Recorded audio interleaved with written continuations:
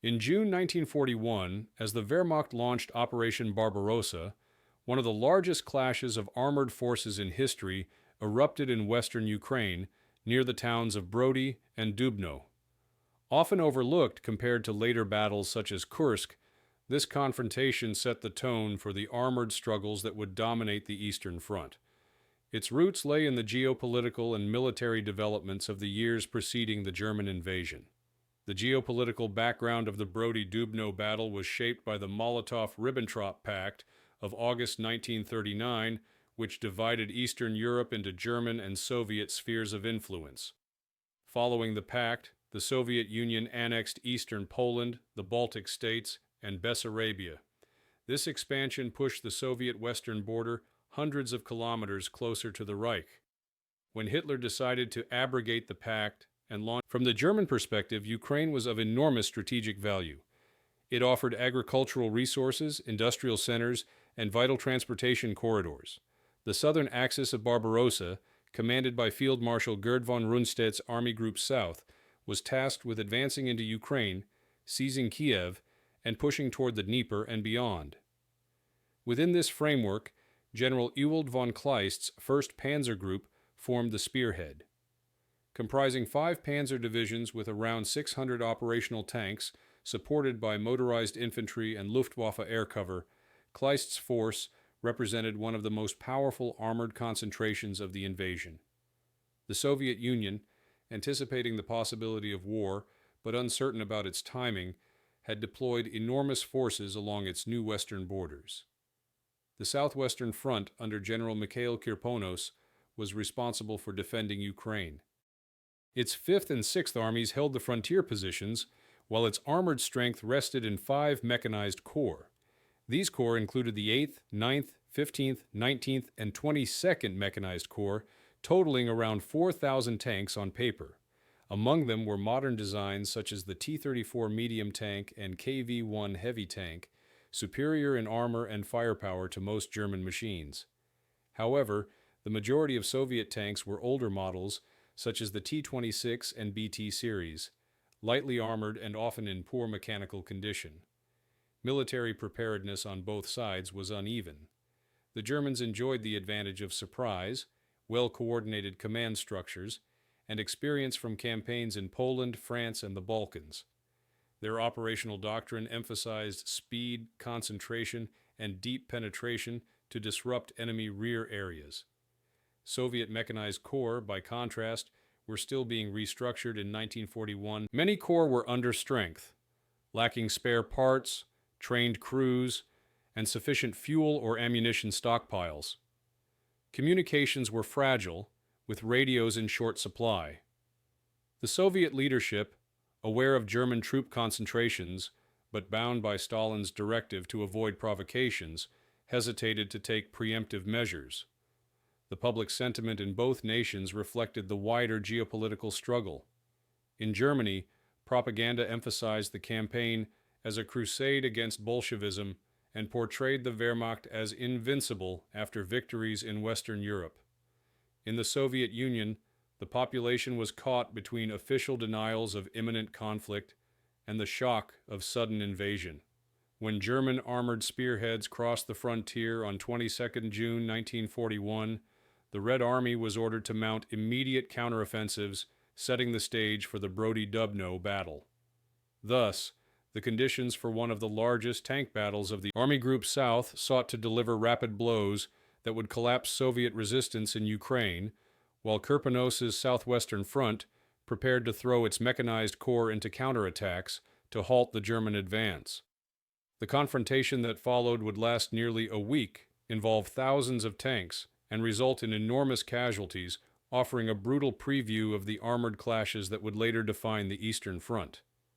On 22 June 1941, Army Group South launched its offensive into Ukraine as part of the wider Operation Barbarossa. At dawn, German artillery and Luftwaffe aircraft struck Soviet airfields, command posts, and supply depots.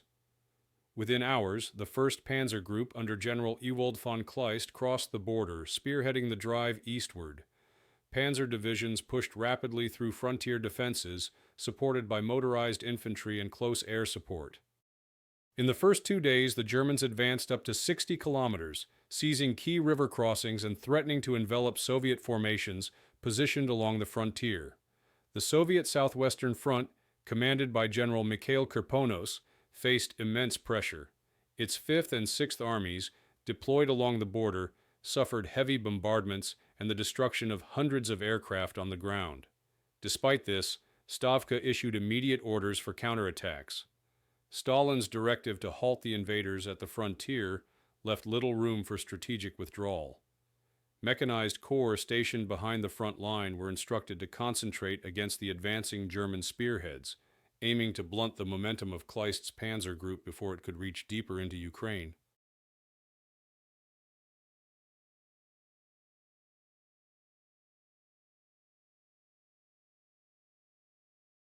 Key Soviet commanders included General Dmitry Ryabyshev of the 8th Mechanized Corps, General Konstantin Rokossovsky of the 9th Mechanized Corps, General Mikhail Muzichenko leading the 6th Army, and General Nikolai Feklenko of the 19th Mechanized Corps. Collectively, their units were ordered to converge in the area between Brody and Dubno, where the German panzer columns were advancing. In total, 5 mechanized corps with more than 2,500 operational tanks were committed to the counteroffensive. However, the rapid pace of the German advance, poor communications, and logistical breakdowns meant that Soviet units arrived piecemeal rather than in coordinated strength. The Germans relied on the 11th and 16th Panzer Divisions, supported by the 13th and 25th Motorized Infantry Divisions, to push toward Brody. Their goal was to break open the Soviet front, exploit the gap, and link with infantry divisions advancing from the west. The Luftwaffe played a critical role, maintaining air superiority and targeting Soviet tank columns moving to the front. Soviet formations, often forced to march by day without air cover, suffered heavy losses before even reaching the battlefield. Initial Soviet counterattacks began on 23 June, when elements of the 8th and 15th Mechanized Corps struck at German spearheads near Brody. Despite fielding modern T-34 and KV-1 tanks, these assaults lacked coordination and support. Many units attacked without adequate reconnaissance, running into ambushes or minefields. German anti-tank guns and tactical use of 80mm flak weapons proved highly effective against even the heaviest Soviet armor. Nevertheless, isolated Soviet formations inflicted notable losses, demonstrating the resilience and potential of their new tank designs. Over the next several days, the battle spread across a wide front, from Brody to Dubno and Lutsk.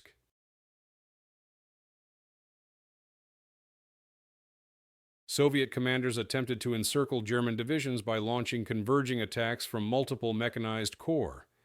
The 9th Mechanized Corps moved southward, the 19th pushed westward, and the 8th struck head-on. In theory, this maneuver could have enveloped Kleist's panzer group. In practice, poor coordination, delays, and fuel shortages undermined the effort. Soviet units often fought alone, their attacks dissipating against German strongpoints. By 26 June, the confrontation had escalated into one of the largest armored clashes in history up to that point. Thousands of tanks were engaged across the fields, forests, and villages of western Ukraine. German divisions sought to maintain their momentum toward Kiev, while Soviet forces tried desperately to block or delay them. The opening phase of the battle revealed both the strengths and weaknesses of each side: German operational cohesion and combined arms tactics versus Soviet numerical superiority, but fragmented command.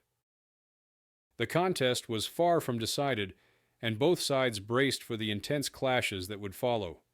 The strategic goals and planning behind the Battle of Brody-Dubno reflected the larger framework of Operation Barbarossa and the contrasting doctrines of the Wehrmacht and the Red Army. From the German perspective, the invasion of the Soviet Union was designed as a rapid campaign of annihilation.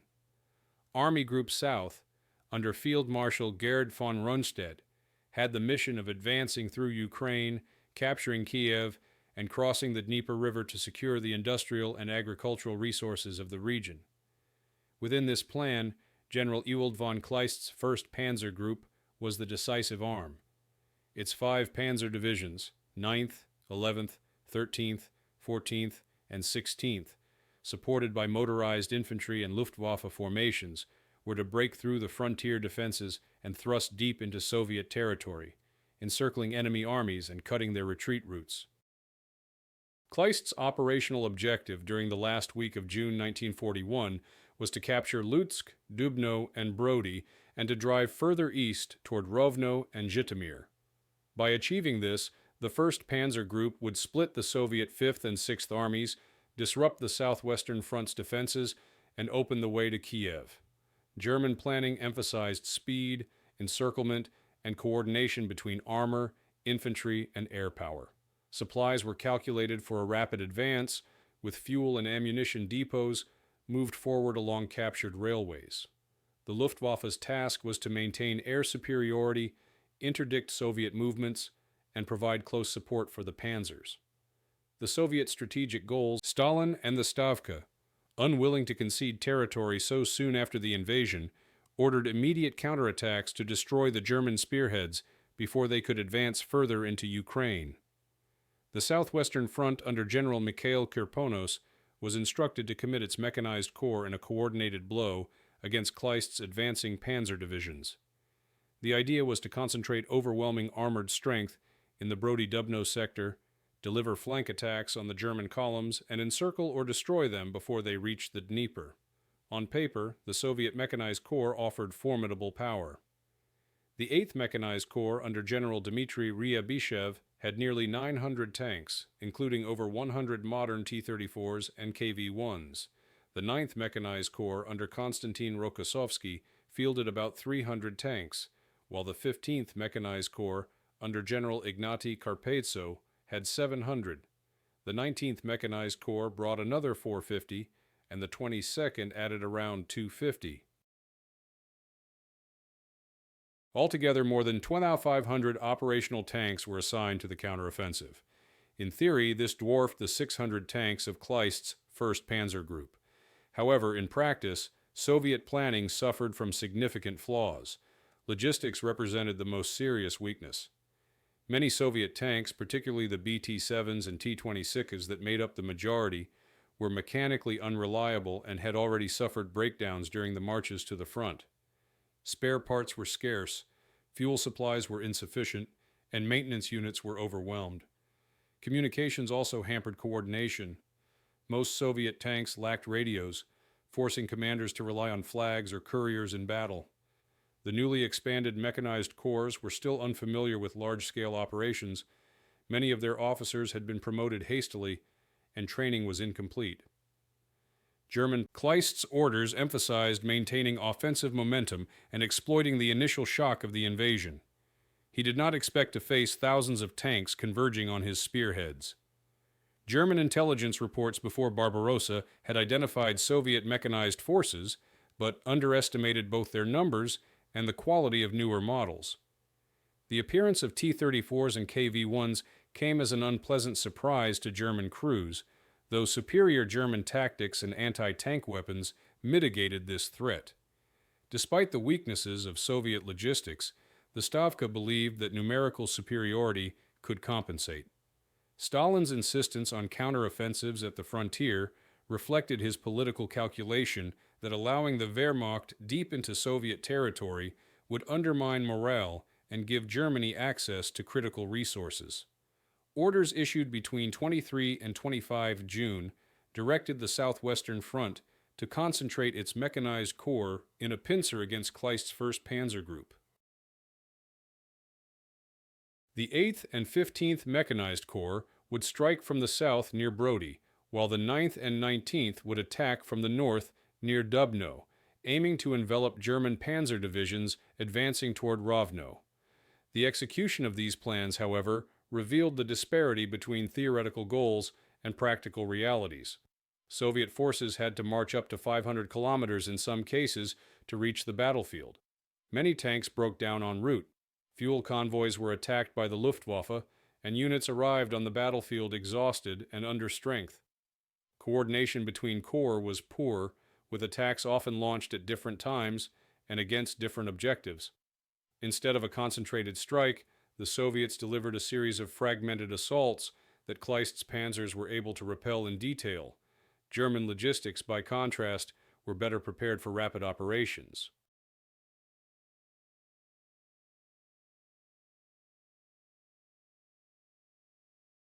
Supply convoys moved along captured roads, Luftwaffe units kept pressure on Soviet transport columns, and the shorter distances of advance allowed German panzer divisions to remain supplied. Even so, the fast tempo strained their resources, with fuel shortages threatening to halt advances if supply lines were disrupted.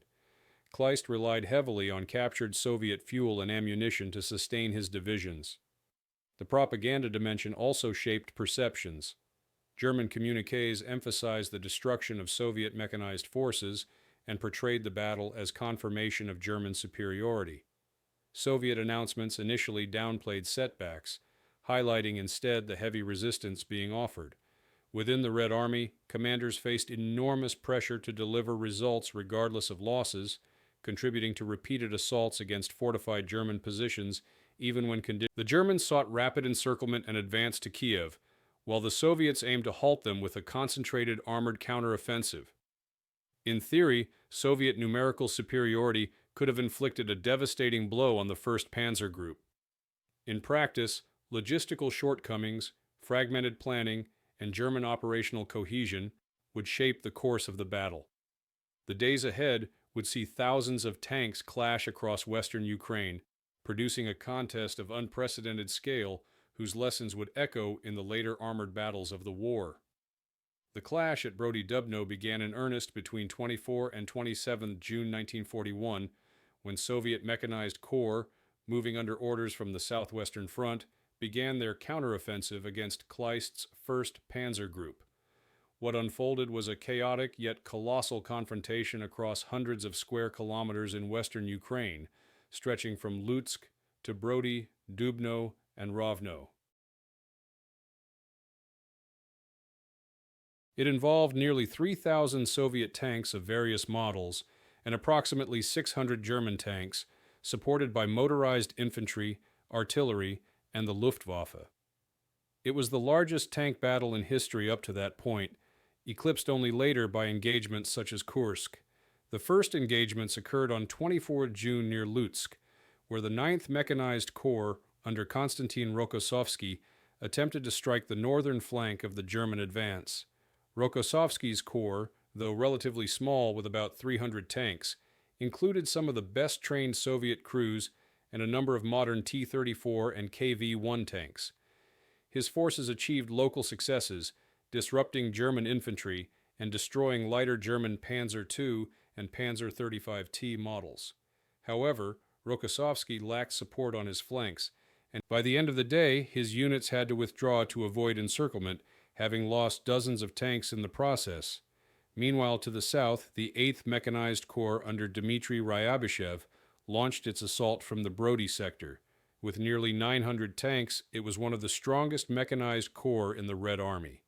Ryabyshev's units drove directly into the German 11th Panzer Division, and for the first time in the campaign, German panzer crews encountered the formidable T-34 and KV-1 in significant numbers.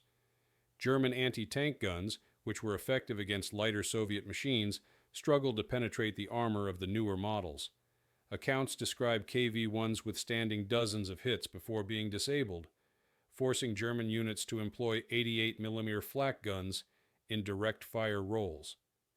Despite these challenges, German tactical discipline, superior radio communications, and coordinated air support prevented a breakthrough. The Soviet offensive gained ground but failed to achieve decisive penetration. The 15th Mechanized Corps under Ignatiy Karpezo joined the fighting around Brody on 25 June. Its 700 tanks included many older T-26 and BT series vehicles, vulnerable to German firepower.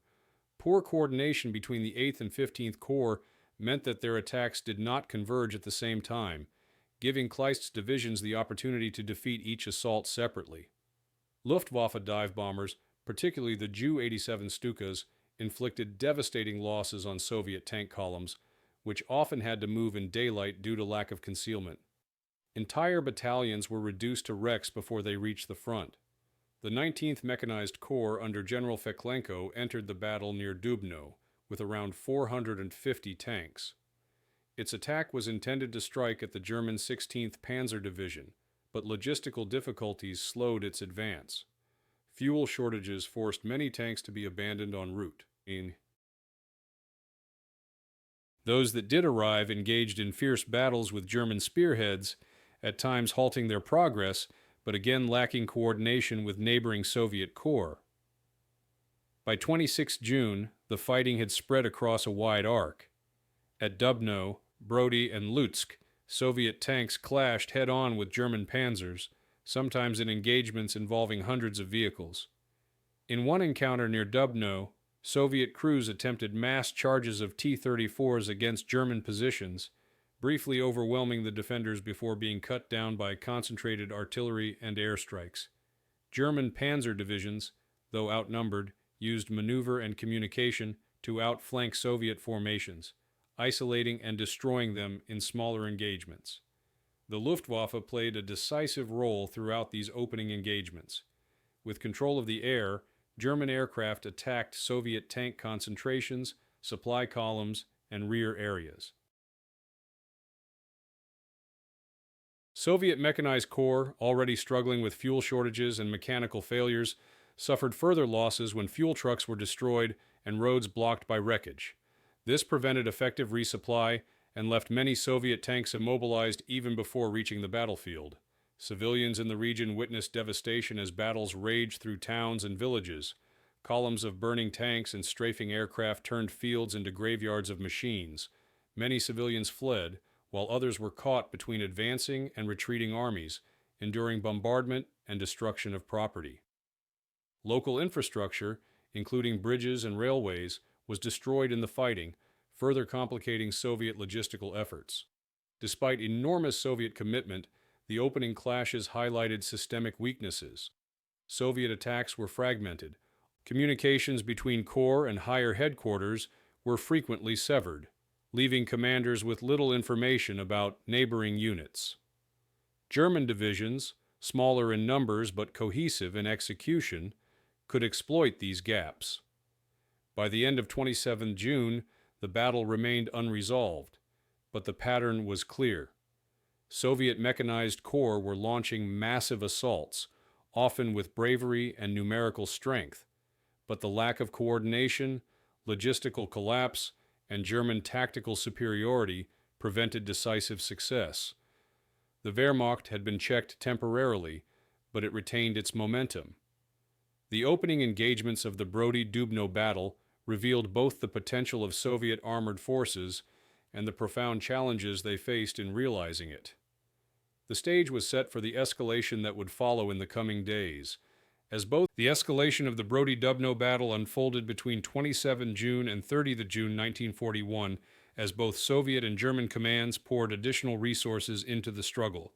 What had begun as a German breakthrough attempt and a Soviet counterstroke rapidly grew into a massive armored clash spread across nearly 300 kilometers of front.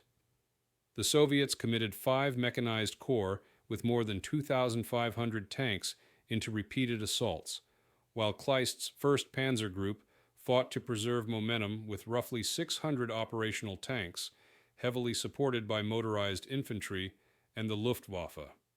The escalation was marked by increasingly desperate attacks, severe casualties, and the collapse of Soviet coordination under the strain of battle. Soviet command decisions reflected Stalin's rigid directive to hold the frontier. Stavka insisted that the Kirponos, commander of the front, and his chief of staff, Mikhail Perkayev, attempted to synchronize the efforts of the 8th, 9th, 15th, 19th, and 22nd Mechanized Corps. Orders called for converging attacks to encircle Kleist's panzer divisions near Dubno. In theory, the plan mirrored German encirclement methods, seeking to trap enemy armor in a pincer.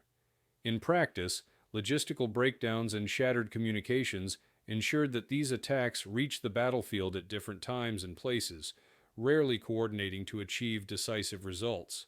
By 28 June, the heaviest fighting centered around Dubno and Brody. Soviet forces launched massed assaults, often with brigades of T-34 and KV-1 tanks, leading columns of lighter T-26 and BT machines. In some engagements, Soviet armor broke through German forward lines, forcing panzer regiments to retreat several kilometers.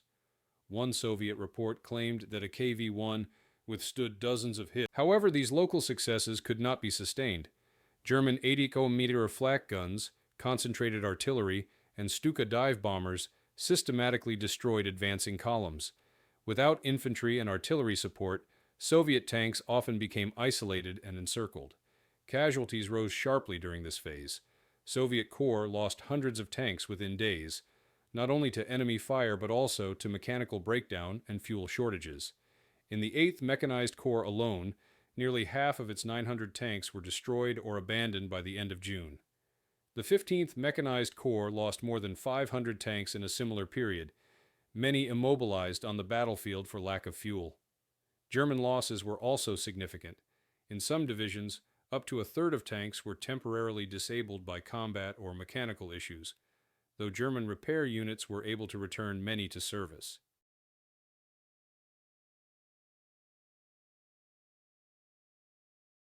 Estimates suggest that by 29 June, both sides together had lost more than 2,000 tanks, making Brody Dubno one of the most destructive armored engagements of the early war. Terrain and weather compounded the difficulties. The fighting occurred in a region of rolling fields, forests, and rivers where road networks were limited. Heavy rains during late June turned dirt roads into mud, hampering both Soviet and German supply convoys.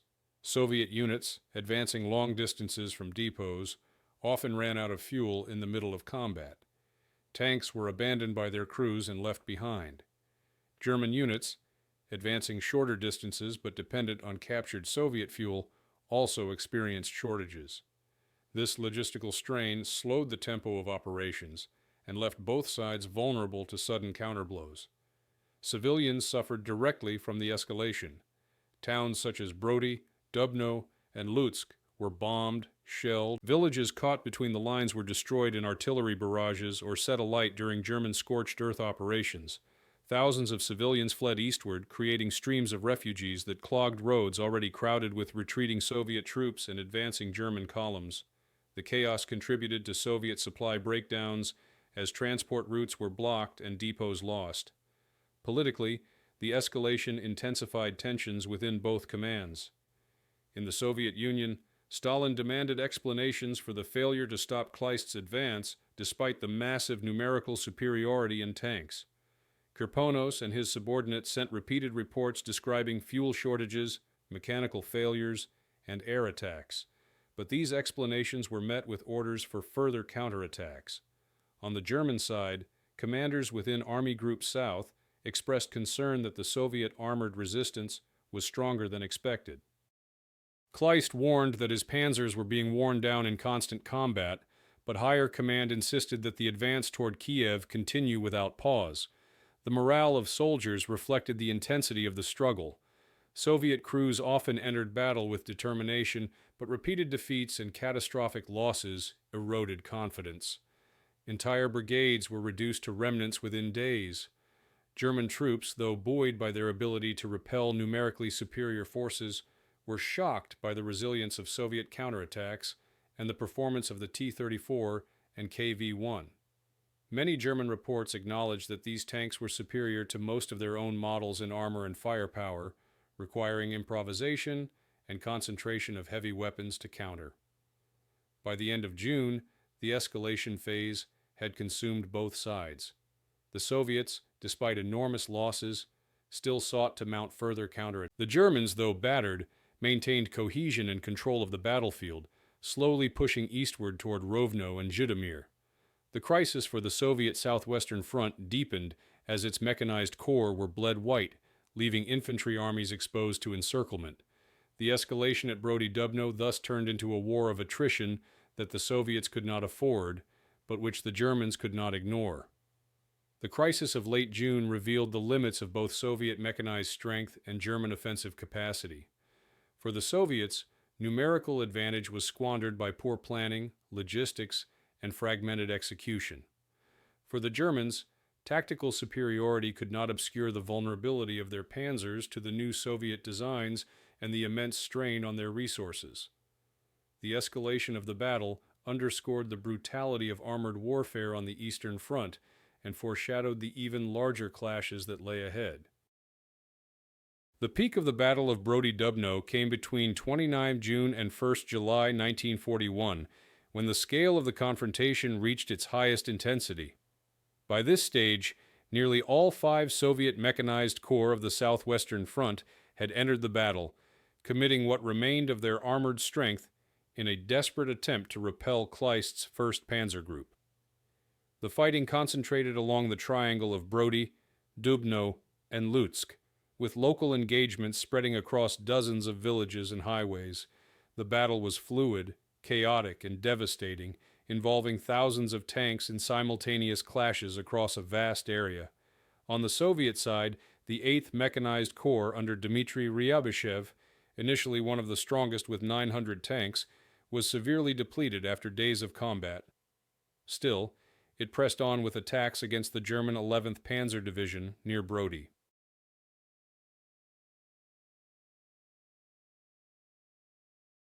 The 15th Mechanized Corps under Ignatiy Karpezo, despite catastrophic losses in earlier days, renewed assaults with what remained of its armor, including small numbers of T-34s and KV-1s that continued to cause problems for German anti-tank defenses. Rokossovsky's 9th Mechanized Corps, positioned further north, attempted to push south toward Dubno to link with Ryabyshev, creating a potential encirclement of German spearheads. Meanwhile, the 19th and 22nd Mechanized Corps struck from the east and southeast, seeking to cut German supply lines and isolate forward panzer units. The Soviet plan, at least on paper, represented one of the largest counteroffensives of the early war, 5 corps converging to encircle Kleist's panzers. In reality, coordination was virtually non-existent. Orders were delayed, fuel shortages immobilized many units, and corps often attacked alone without knowledge of neighboring operations. German divisions, though numerically inferior, exploited these gaps to defeat each Soviet assault in detail. The 11th and 16th Panzer Divisions, supported by the 25th Motorized Infantry Division, held defensive lines, counterattacked when opportunities arose, and relied heavily on air support from the Luftwaffe. Air superiority played a decisive role in this phase. The Luftwaffe, having destroyed much of the Soviet Air Force on the ground in the opening days of Barbarossa, was able to concentrate its squadrons over the Brody-Dubno sector. Stuka dive bombers attacked Soviet tank columns and convoys relentlessly, often turning massed assaults into chaotic routes. Soviet mechanized corps, moving in daylight across open terrain, became easy targets. Fuel convoys and repair units were decimated, further crippling Soviet ability to sustain operations. Many tank crews on the ground, the peak of combat produced massive tank engagements. Near Dubno on 29 June, elements of the 19th Mechanized Corps launched a charge involving over 200 tanks, including T-34s, directly against the 16th Panzer Division. In fierce fighting, Soviet armor penetrated German forward positions and inflicted significant losses, but without infantry or artillery support, they were gradually isolated. German 80mm guns and concentrated anti-tank fire methodically destroyed the attackers. The battlefield was left littered with burning wrecks, testimony to both Soviet determination and German tactical cohesion. The heaviest Soviet losses occurred not only from combat, but also from mechanical attrition. Of the thousands of tanks committed, a significant portion were obsolete T-26s and BT series, prone to breakdowns under the strain of long marches and combat. Spare parts were lacking, and repair battalions were overwhelmed. In some corps, as many as half the tanks were lost to non-combat causes, abandoned when they could not be repaired or refueled. German reports noted capturing hundreds of intact tanks that had simply run out of fuel. For civilians in the contested towns, the peak of the battle was catastrophic. Dubno and Brody changed hands multiple times as Soviet and German forces surged back and forth. Entire neighborhoods were destroyed by artillery and bombing raids. Civilians attempting to flee eastward found themselves caught in the midst of tank battles, their villages reduced to ruins. The scorched landscape of burning tanks, destroyed convoys, and shattered towns became a grim backdrop for one of the fiercest armored clashes of 1941. At the command level, both sides faced critical decisions. Kirponos and his staff continued to order counterattacks despite mounting losses, fearing the consequences of allowing Kleist to advance unchecked toward Kyiv.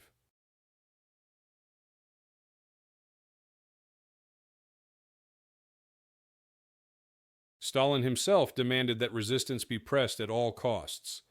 On the German side, Kleist reported that his divisions were heavily engaged and suffering significant attrition.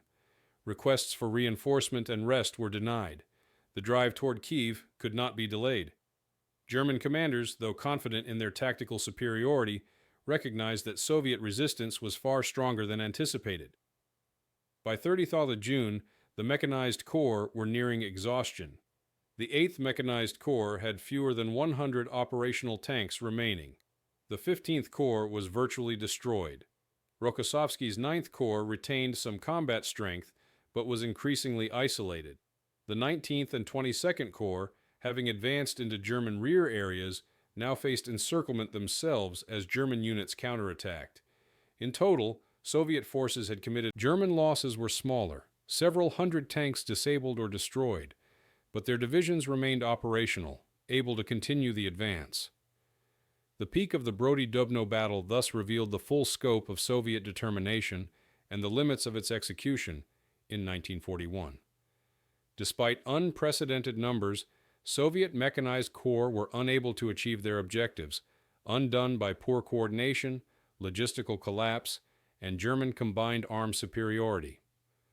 For the Wehrmacht, the ability to withstand such massive assaults confirmed the effectiveness of its doctrine, but it also revealed the challenges posed by the new Soviet tanks and the scale of resistance it would face in the East. As July began, the Soviet mechanized counteroffensive collapsed into scattered fighting retreats. The Germans, bloodied but victorious, secured their path toward Rovno and Zhytomyr. The peak of the campaign ended with Soviet armored forces shattered, German momentum preserved, and the wider encirclements of Soviet armies in Ukraine looming.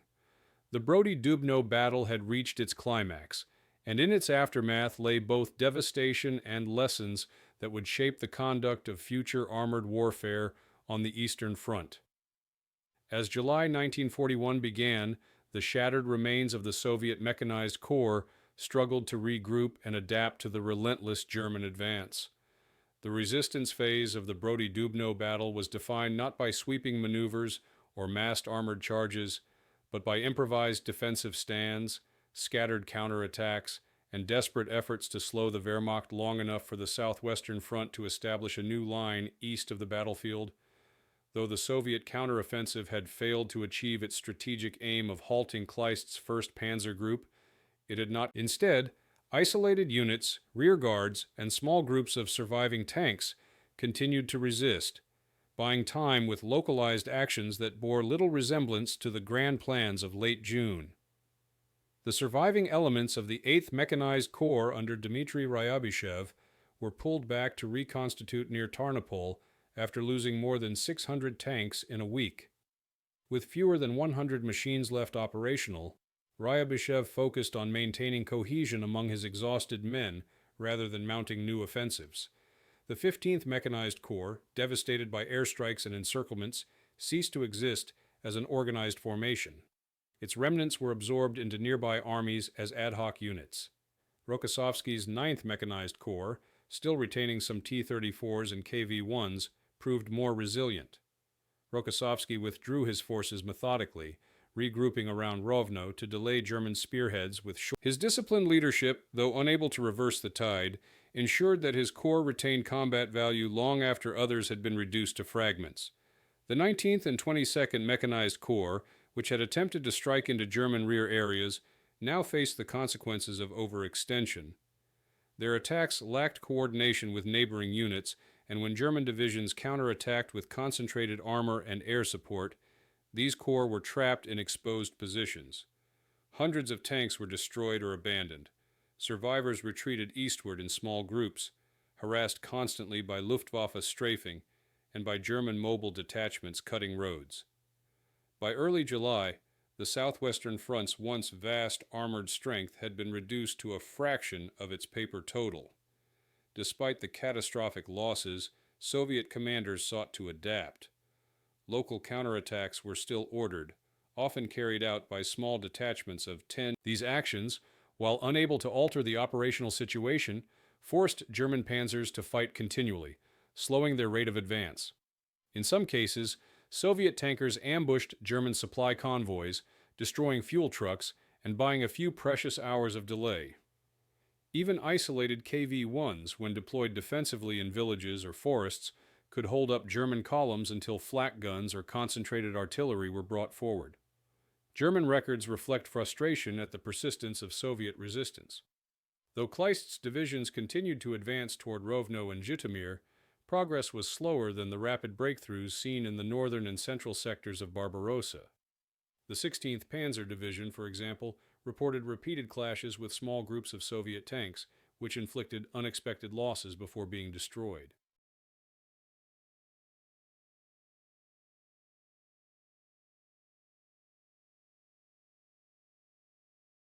Supply difficulties added to the strain. Fuel shortages, damaged bridges, and ambushed convoys forced German commanders to devote resources to securing their rear areas. The image of an unstoppable armored spearhead concealed the reality of constant attrition and improvisation. For civilians, the resistance phase meant ongoing suffering. As villages changed hands or became battlegrounds, residents endured bombardment, requisitions, and reprisals.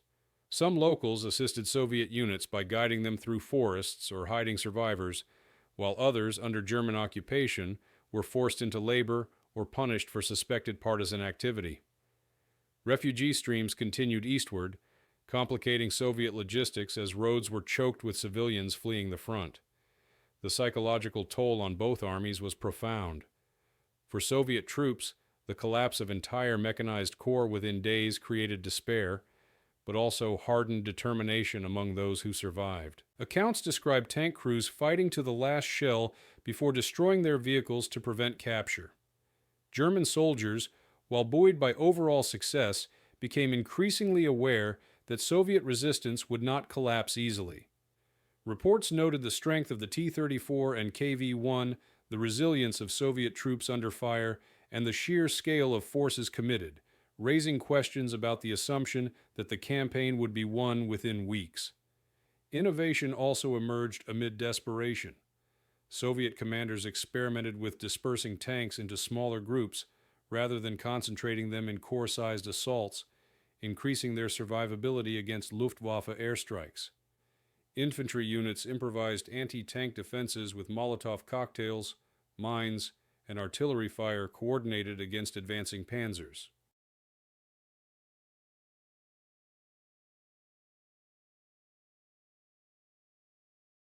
German units, in turn, refined their use of combined arms, ensuring that every armored push was supported by close air support, mobile artillery, and engineers equipped to clear obstacles. By 2nd July, the organized Soviet counteroffensive had effectively ended. The Southwestern Front no longer possessed the strength to mount corps-level armored operations. Instead, its resistance relied on piecemeal actions, delaying tactics, and the gradual withdrawal of infantry armies toward the Dnieper, yet these actions, though costly, bought crucial time. German panzers, slowed by constant resistance and attrition, did not reach Kiev as quickly as their northern counterparts reached Smolensk. This delay allowed the Red Army to reinforce the central sector and prepare defenses along the Dnieper, shaping the wider course of the campaign. The resistance and adaptation phase of the Brody-Dubno battle thus highlighted the resilience of Soviet forces even in defeat. Their mechanized corps, shattered as large formations, nevertheless left behind a legacy of determined local resistance and the first demonstration that German armored thrusts could be contested, if not yet decisively stopped. For the Wehrmacht, the battle provided valuable experience in countering the T-34 and KV-1, foreshadowing the technical and tactical adaptations that would follow. Both sides emerged bloodied, their perceptions of the war altered by one of the largest and most brutal tank clashes of 1941. The turning point of the Brody-Dubno battle came in the final days of June and the beginning of July 1941, when it became evident that the Soviet mechanized counteroffensive could no longer achieve its objectives. The initial hope of encircling or halting Kleist's 1st Panzer Group faded as corps after corps was worn down by attrition.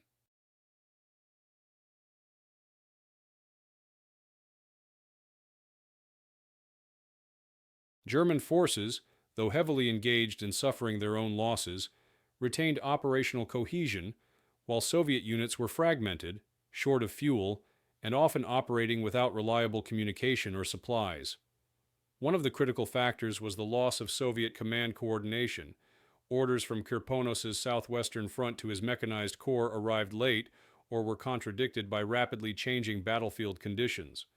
Rokossovsky later recalled how his 9th Mechanized Corps received orders to counterattack only after the Germans had already shifted their axis of advance.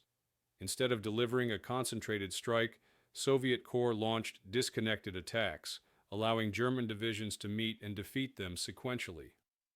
By 30 June, the grand encirclement envisioned by Stavka had devolved into a series of uncoordinated battles that drained Soviet strength. German divisions seized the initiative at this stage. The 11th and 16th Panzer Divisions, supported by the 25th Motorized Infantry Division, conducted counterattacks that cut off advancing Soviet units, isolating brigades and regiments. At Dubno, Soviet tanks briefly penetrated deep into German positions, but without supply or infantry support, they were surrounded and destroyed. South of Brody, the 8th and 15th Mechanized Corps, already reduced to fragments, were pushed back toward Tarnopol. Soviet forces that had advanced into German rear areas were trapped by mobile counterblows and eliminated. Air power further solidified the German advantage. The Luftwaffe, maintaining air superiority throughout the battle, struck Soviet columns attempting to regroup or withdraw. Tank parks, supply convoys, and road junctions became targets for concentrated bombing, preventing Soviet units from reconstituting. German commanders emphasized the role of airstrikes in breaking Soviet morale, as columns dispersed under bombardment and fuel shortages worsened. Casualty figures underline the scale of the turning point. Between 24 June and 1 July, the Soviet Southwestern Front lost more than 2,000 tanks destroyed or abandoned. Many were not lost to enemy fire, but to mechanical breakdowns or lack of fuel. In contrast, Kleist's 1st Panzer Group reported several hundred tanks temporarily disabled but restored to service by repair units. The disparity revealed the effectiveness of German logistical organization compared to the overstretched Soviet system. For civilians in the contested zone, the turning point meant that German occupation was inevitable. As Soviet forces withdrew eastward, towns like Dubno and Brody fell under German control. Civilians were left to face reprisals, requisitions, and the destruction left by days of fields were littered with wrecked machines, many still burning, while villages were scarred by artillery and aerial bombardment.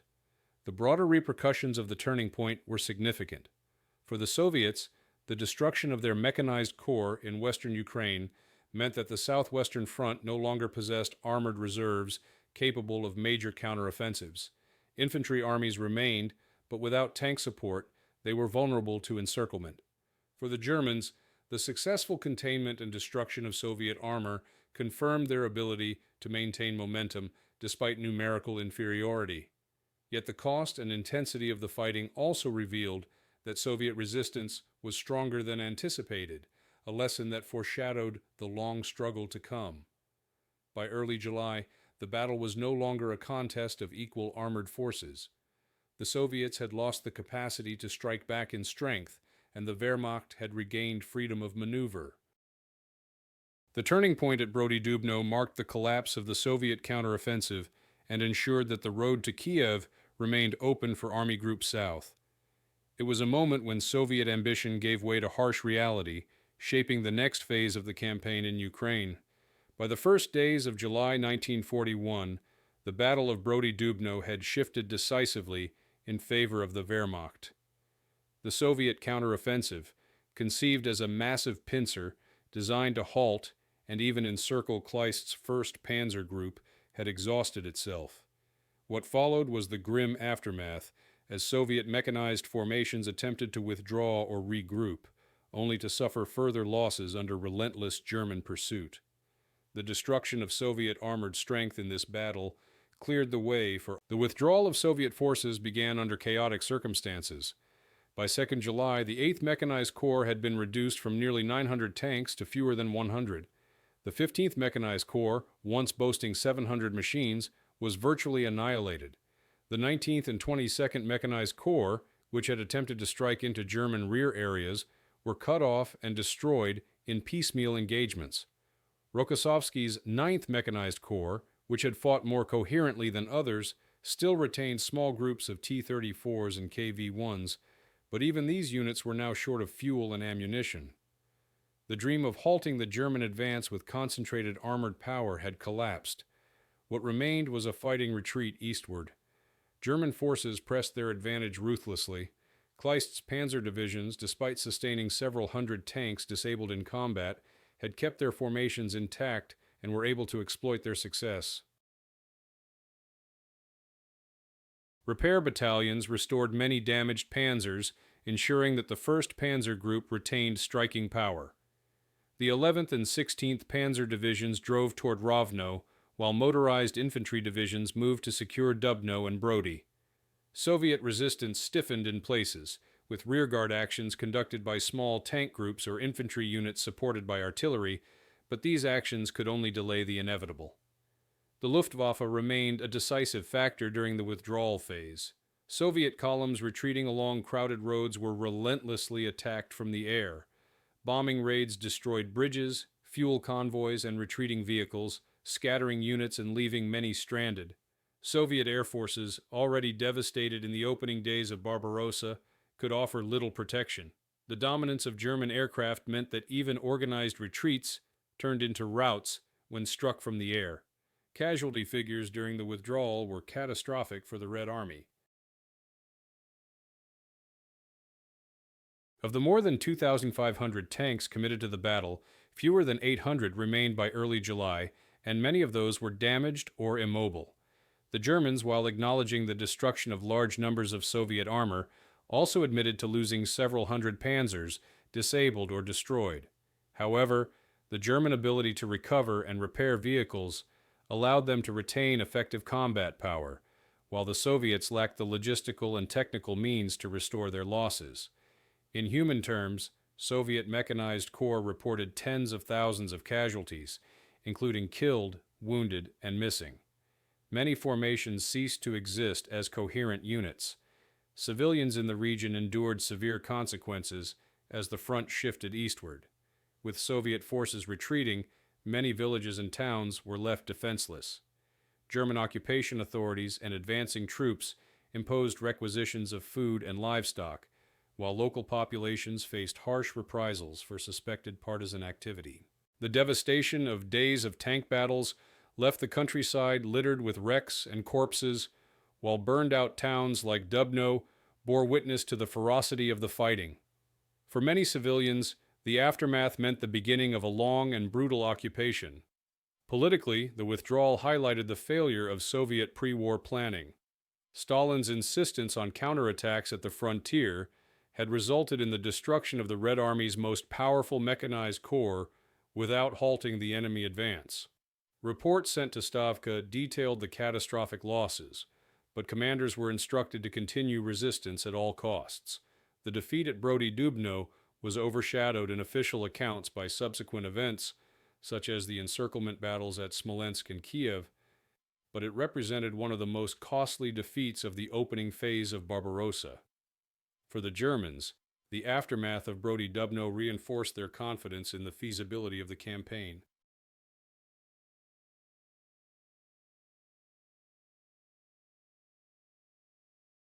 The destruction of thousands of Soviet tanks in less than 2 weeks confirmed, in their view, the superiority of German tactics, doctrine, and coordination. Yet within the Wehrmacht, some officers noted the alarming performance of the T-34 and KV-1, which had resisted conventional anti-tank weapons. Although defeated by combined arms tactics, These tanks left a lasting impression and spurred urgent efforts to develop heavier German designs. The battle was thus both a triumph and a warning for the Wehrmacht. At the operational level, the withdrawal left the Soviet southwestern front weakened and vulnerable. With its mechanized corps destroyed, Kirponos had little to counter the continuing German advance toward Kiev. Infantry armies alone could not stop encirclement operations without armored support. The path was now open for Army Group South to begin the series of maneuvers that would culminate in the massive encirclement at Kiev later that summer.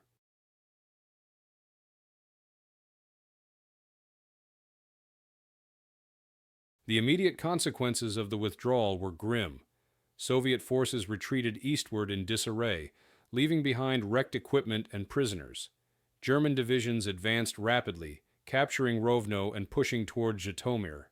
The destruction of the Soviet mechanized counteroffensive also eliminated any possibility of halting Army Group southwest of the Dnieper. For the Red Army, the Brody-Dubno battle was a warning of the enormous challenges that lay ahead in 1941. Without better coordination, logistics, and training, even numerical superiority in tanks could not guarantee success. By the time the guns fell silent around Brody and Dubno, the battlefield was a graveyard of machines and men. Soviet corps had been annihilated, German divisions bloodied but victorious, and the course of the campaign in Ukraine decisively shaped.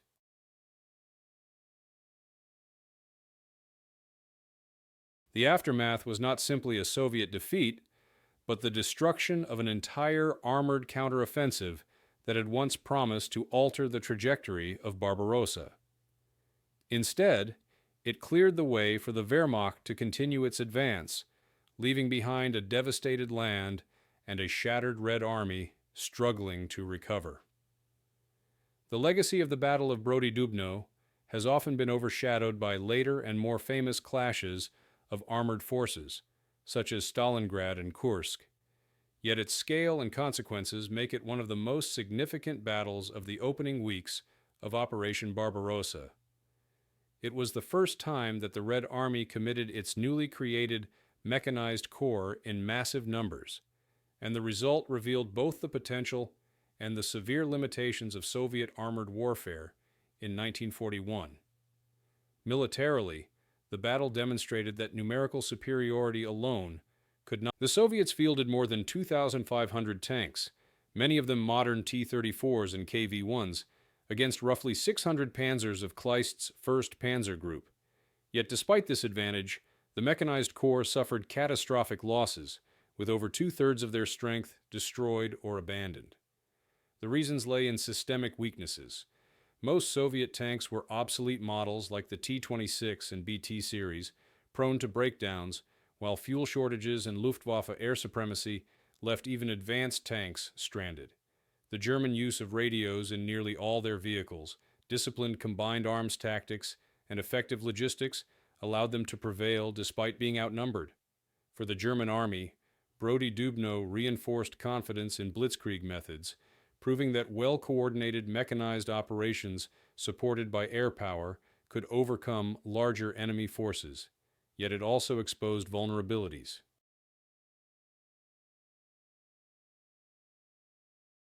German commanders were startled by the resilience of Soviet defenses and the quality of the T-34, whose sloped armor and 76mm gun outclassed most German tanks. Though the Wehrmacht succeeded, it was not without cost. Hundreds of their panzers were disabled, and the campaign revealed that future battles would not be decided by easy breakthroughs alone. The recognition of Soviet industrial and technical capacity prompted accelerated German tank development, eventually leading to designs like the Panther. Politically and strategically, the consequences for the Soviet Union were immense. The destruction of the mechanized corps west of Kiev eliminated the Southwestern Front's ability to conduct large-scale counteroffensives. This left the infantry armies exposed and paved the way for the encirclement battles at Uman and Kiev later in the summer of 1941. The loss of Ukraine's armored shield also meant that the defense of the Dnieper line would be far weaker. In broader terms, the defeat undermined Stalin's insistence on holding the frontier at all costs. But the lesson was learned only after more disasters. For the Red Army, the battle forced a re-evaluation of armored doctrine. The mechanized corps structure, unwieldy and logistically unsustainable, was disbanded in the aftermath of these early defeats. Smaller, more flexible tank brigades replaced them, capable of easier coordination with infantry and artillery. Though this transition was born of necessity, it laid the groundwork for the eventual resurgence of Soviet armored power, culminating in the massive offensives of 1943-1945. Brody Dubno thus stands as both a tragic loss and a painful learning experience that shaped Soviet military evolution. Culturally and historically, the battle became a largely forgotten episode, overshadowed by later victories that the Soviet state chose to emphasize in wartime propaganda and post-war commemoration. Unlike Kursk, which was celebrated as a turning point, Brody Dubno symbolized the disastrous opening of the war, a moment when Soviet strength in numbers was squandered. Yet for those who fought there, the battle was remembered as a trial of endurance, where crews of T-34s and KV-1s fought against overwhelming odds, and where German soldiers first realized the scale of the enemy they faced. In historical debate, Brody Dubno is often referred to as a prelude to Kursk. It showed in miniature many of the dynamics that would later characterize the great tank battles of the Eastern Front. Massive deployments, the clash of doctrines, the importance of logistics and air support, and the pivotal role of armored design. But unlike Kursk, which ended in Soviet success, Brody Dubno ended in devastating Soviet defeat.